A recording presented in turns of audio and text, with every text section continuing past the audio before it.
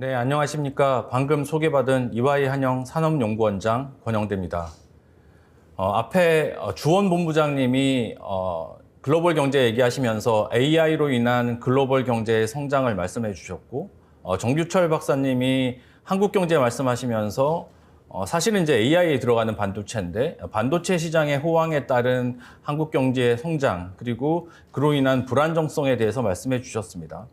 이렇듯 글로벌 경제든 한국 경제든 간에 AI가 지금 전 세계 경제 그리고 기업들의 성과를 좌우하고 있는데요.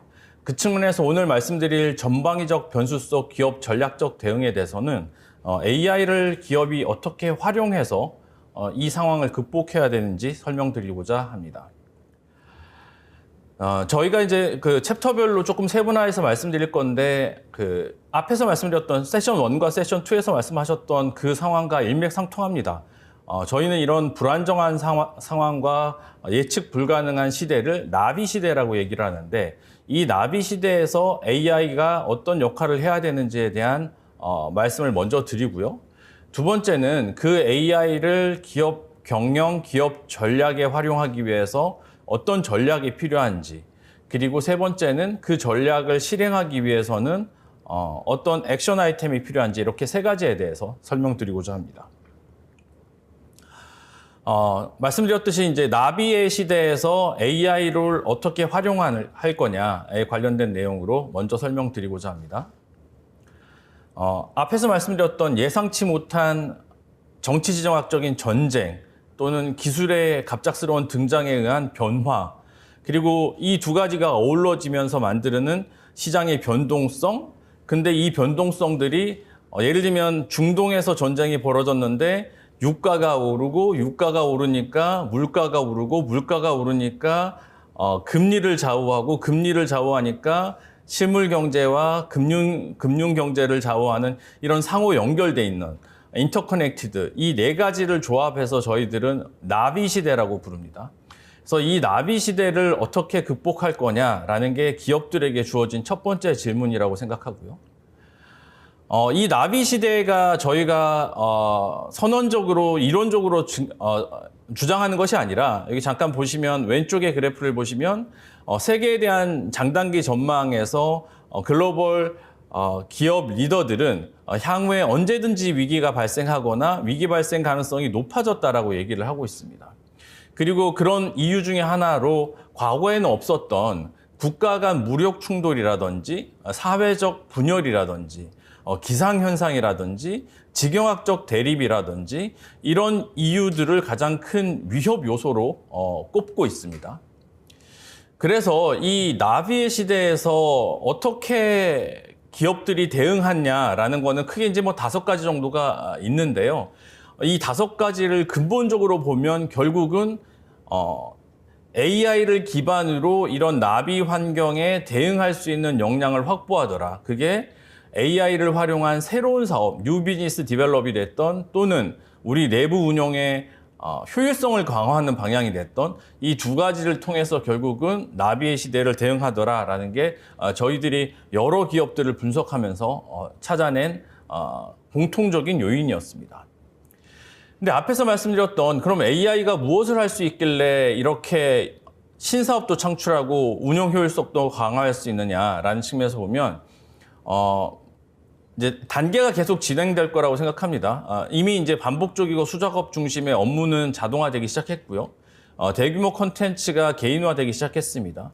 이게 이 이후에 넘어서는 아마 현재 있는 비즈니스 모델들이 파괴적으로 혁신한 형태로 바뀔 거다라는 게 저희들의 예상인데, 실제로 지난 몇 년간 AI를 얼마나 잘 활용했느냐에 따라서 기업의 성과가 직접적인 영향을 받았다라는 게 저희가 AI 관련돼서 말씀드리고 싶은 부분입니다. 왼쪽 잠깐 차트를 보시면 AI 관련된 투자가 물론 자본시장의 투자 흐름에 맞춰서 움직이고 있습니다. 하지만 2017년 이후에 2025년까지 꾸준히 우상향하면서 2017년 대비 10배 이상의 투자를 유치하고 있고요.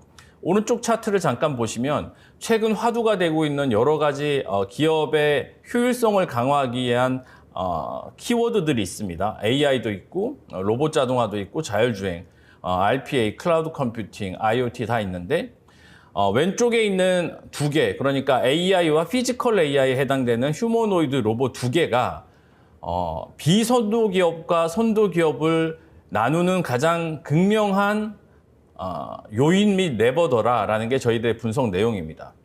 그래서 이것들을 잘 활용하는 것이 결국은 향후에 이 불안정한 기업을 불안정한 시대에서 기업의 경쟁력과 생존 가능성을 지속적으로 유지하면서 강화시킬 수 있는 중요한 영역이라고 생각을 하고 있는데요.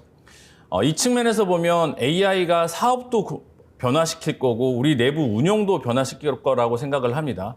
근데 직접적으로는 결국 우리 워크포스, 그러니까 휴먼 리소스로 대변됐었던 우리 워크포스의 역할을 재정의하는 것이 필요해졌고 이걸 잘하는 기업들이 성과를 많이 내더라라는 게 저희들의 발견입니다. 그래서 보시면 AI가 발전되고 도입되는 속도가 늘어남에 따라서 AI의 활용 역량이 얼마나 성숙했냐, 미성숙했냐가 향후 기업의 미래를 결정할 거다라고 생각합니다. 이게 이제 2x2라고 하는 이제 매트릭스인데요. X축은 직원들의 AI 역량 성숙도입니다. 그래서 성숙한 기업들과 미숙한 기업들이 있고 AI를 얼마나 적극적으로 도입하냐, 안 도입하냐가 Y축에 있습니다.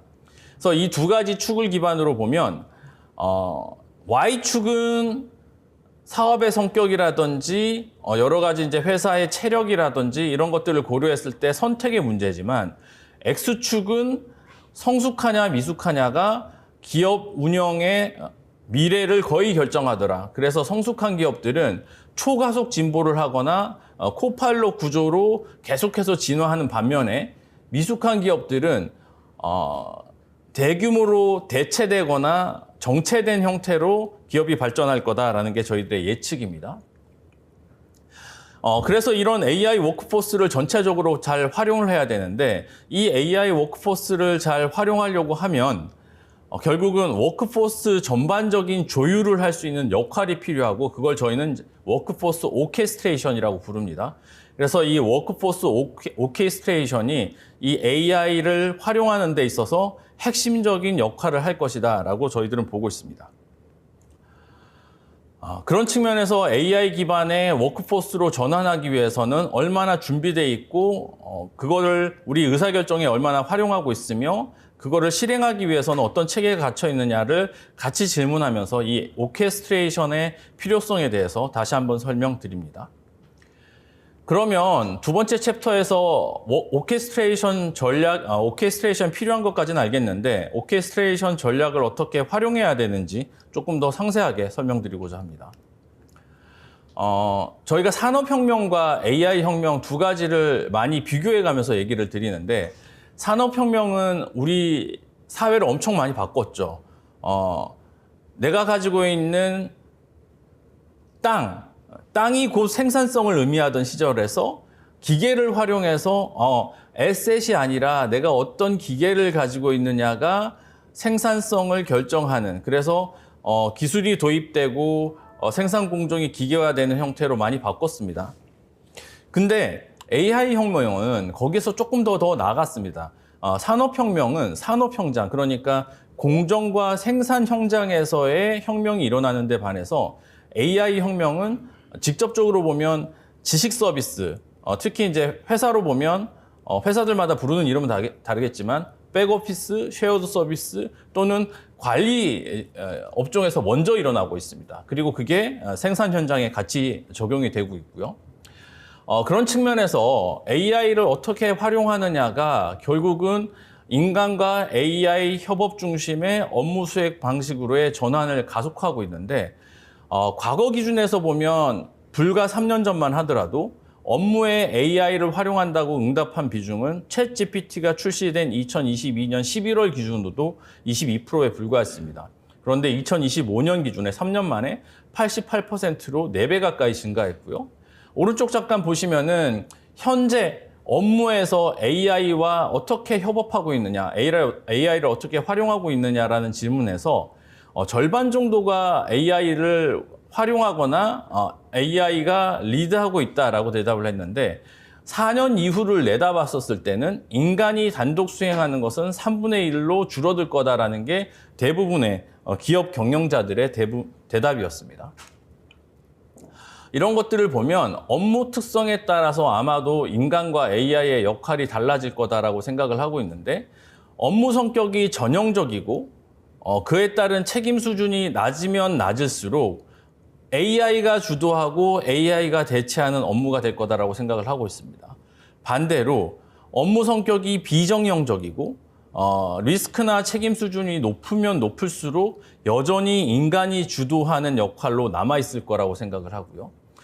이 두 개 사이에 이제 역할에 따라서는 하이브리드 형태나 공동 창작 형태가 있겠지만 크게 보면 이렇게 두 가지의 극단적인 케이스들이 존재할 수 있다라고 생각합니다. 아마 이제 많은 경영자분들도 관심이 있으실 거고 특히나 이제 사회 경제적인 사회학자분들 또는 뭐 이제 노동계에 계신 분들은 특히나 AI가 향후에 일자리에 어떤 영향을 줄 거냐라는 질문에 굉장히 큰 관심을 가지고 계신데요. 저희가 지금 현재까지 예측하기로는 AI가 일자리의 수를 늘리거나 줄이는 형태보다는 일자리의 형태나 일하는 방식을 변화시키는 형태로 노동시장을 재편할 거다라고 보고 있습니다. 그래서 왼쪽 차트 잠깐 보시면 AI 때문에 잃어버릴 것 같은 일자리 수는 9,200만 개, 반면에 AI 때문에 추가로 생길 것 같은 일자리가 1억 7천만 개입니다. 그러니까 순수하게 숫자로만 보면 오히려 일자리 수는 는다. 그리고 상당수의 많은 일자리인 9억 4천만 개 정도의 일자리는 그대로 유지될 거다라는 게 저희들의 생각입니다. 그래서 앞에서 말씀드린 것처럼 AI 시대의 워크포스가 완전히 전환되다 보니까 이 AI 시대의 워크포스를 전환하는 데 있어서는 몇 가지 측면에서의 고려해야 될 요소들이 있고 이것들을 조화롭게 운영하는 것이 저희는 오케스트레이션 전략이라고 하는데 전략이라고 보는데 몇 가지 요소들이 크게 4가지가 있습니다. 가버넌스, 운영 로직, 그리고 디자인, 그리고 성과 체계의 재정의 이렇게 4가지가 있습니다. 그래서 하나씩 설명을 드리도록 하겠습니다. 가버넌스 측면에서 보면 AI의 활용이 확산됨에 따라서 앞에서 잠깐 말씀드리기도 했는데 AI와 인간이 하는 역할이 조금 나눠집니다. 비정형적이고 책임이 수반되는 거는 사람이 하고 정형적이고 책임이 좀 낮은 거는 AI가 하게 되는데 그러면 지금 있는 일들을 쭉 펼쳐놓고 봤을 때 누가 최종 책임자냐, 누가 판단하는 거냐, 이거에 대한 명확한 기준을 세팅을 해야 되고요. 이 기준에 따라서 그럼 AI는 어디까지 활용할 수 있고 개입할 수 있느냐, 그리고 만약의 경우에서는 어떻게 통제하고 예외 처리할 거냐. 그와 함께 데이터 보호와 개인정보 보호가 점점 더 중요해지고 있는데 그럼 어떤 데이터들을 AI에게 접근을 가능하게 할 거냐. 그리고 마지막으로 이 AI를 활용하는 것이 궁극적으로는 기업의 성과 향상을 위해서 필요한데 성과 향상은 무엇을 가지고 판단할 거냐. 요런 5가지 질문에 대해서 전체적으로 원칙을 만드는 것이 저희는 가버넌스 체계다라고 생각을 하고 있습니다. 그 두 번째 영역인 오퍼레이팅 로직의 변화를 또 말씀을 드리고 싶은데요. 과거 기준으로 보면 조직 구조가 대부분 이렇게 돼 있었습니다. as was는 직무 중심 계층형 운영 구조. 그러니까 직무를 다시 얘기하면 역할 또는 기능이다라고 보시면 됩니다. 내가 하는 일 중심의 계층형 운영 구조였죠. 나는 파이낸스를 해야 되니까 파이낸스 관련되어 있는 파이낸스 리더가 있으면 거기에 뭐 어카운팅도 붙고 또는 뭐 자금 조달도 붙고 뭐 이렇게 여러 가지 이제 세부적으로 역할도 나누고 하이어라키가 있었습니다. 이게 기본적인 과거의 직무 중심형 또는 계층형 운영 구조라고 말씀드릴 수 있는데 이게 AI가 들어오면서 훨씬 더 유연한 형태의 운영 구조로 바뀌었습니다. 그러니까 태스크 중심 운영 구조로 바뀌었다라는 건데 이건 뭐냐면 이번에 우리가 해야 할 일은 새로운 사업을 론칭하는 거야. 그러면 새로운 사업을 론칭하기 위해서 필요한 역할과 전문성을 가지고 있는 조직으로 쉽게 재배치되는 거죠. 왜냐하면 과거 같으면 우리가 단순 노동에 해당되는 거라도 오랫동안 절차 탕마하면서 그 기능을 익혔어야 되는데 상당히 많은 부분들이 AI가 그 역할을 대신해 주다 보니까 핵심적인 역할들 중심, 그리고 인간이 제일 잘하는 거 중심, 그리고 디시전 메이커 중심으로 운영 구조를 변화시킬 수 있더라. 그래서 태스크 중심으로 운영 구조를 전환해야만 AI를 충분히 활용할 수 있다라는 거고요. 거기에 맞게 우리의 인력들을 재배치하고 디자인해야 되는데 하나 조금 말씀드리고 싶은 거는 AI가 분명 업무량을 줄여주는 부분이 있습니다. 근데 AI가 줄여주는 업무량만큼이나 AI를 활용했을 때의 검증, 예외 처리, 통제 관리를 위해서 추가하는 업무량이 있습니다. 이 두 가지를 같이 밸런스 있게 같이 계산을 해야만 총 업무량이 나오고 거기에 따른 필요 인력이 나온다라고 말씀드릴 수 있을 것 같습니다. 그리고 네 번째, 마지막 오케스트레이션의 마지막 영역인 성과 체계에 대한 재정의가 필요한데 자칫 기존에 있는 성과 체계에다 스피드에 해당되는 또는 퀄리티에 해당되는 이런 생산성에 관련된 내용들만 들어갈 수 있는데 그것뿐만 아니라 궁극적인 고객 경험, 리스크 앤 컨트롤 같이 정성적인 부분이 다 포함된 다차원적인 운용 성과가 도입이 되어야만 AI 시대의 워크포스 오케스트레이션이 제대로 되는 거다라는 것을 말씀드리고 싶습니다. 그래서 이 생산성 같은 경우는 앞에서 말씀드렸던 다차원적인 것들이 다 조합된 과거의 아웃풋, 나는 이걸 생산했어로 끝나는 아웃풋에서 아니야, 우리는 이만큼 돈을 벌었어 라고 하는 아웃컴의 시대로 바뀌어야만 이 AI 시대에서 워크포스를 제대로 오케스트레이션 하는 거다라는 게 저희들이 말씀드리고 싶은 부분입니다. 그래서 마이크로소프트도 말씀드렸듯이 이제 저희가 얘기했던 오케스트레이션 오퍼레이팅 시스템을 도입하면서 전체적으로 많은 성과를 거뒀고요. 반면에 이제 국내 기업들은 아직은 AI를 부분적으로 아니면 제한적인 영역에 도입하다 보니까 전사 운영 체계 관점의 오케스트레이션 전략까지는 도입하지 못했다. 그래서 이거를 전체적으로 리드할 수 있는 컨트롤 타워가 필요하지 않느냐라는 게 저희들의 생각입니다.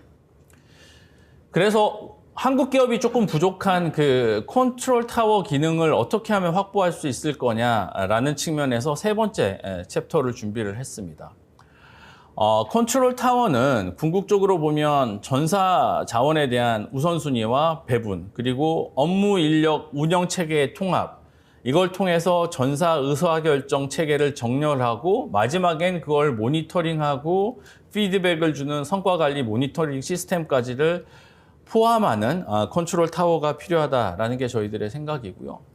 이런 컨트롤 타워의 변화에 있어서 과거에는 휴먼 리소스라고 얘기를 드리지만 지금은 워크포스라고 얘기 드리는 이 휴먼 리소스 부서 또는 기능이 AI 워크포스의 오케스트레이션 역할로 바뀌어야 되고 그런 측면에서 조금 세부적으로 말씀드리면 HR 기능은 탤런트 스트래터지스트로의 역할, 그리고 가버넌스 아키텍터로서의 역할, 그리고 이 모든 AI 트랜스포메이션을 촉진하는 카탈리스트로서의 역할을 같이 해줘야 된다라는 게 저희들의 생각입니다.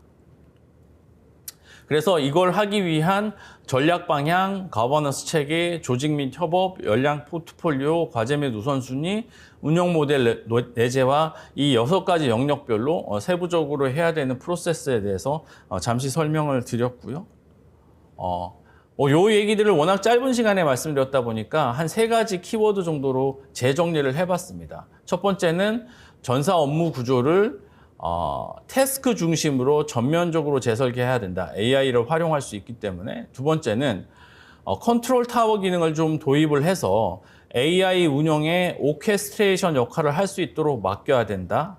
그리고 마지막으로는 새로운 업무 구조와 새로운 역량셋이 필요한 중장기적인 HR 육성 전략이 필요하다라는 게 저희가 3개 마지막으로 가져가실 키워드로 드리고 이 3가지 키워드를 잘 활용하셔서 지금의 복잡한 나비 시대를 헤쳐나갈 수 있는데 도움이 되시기를 기대합니다.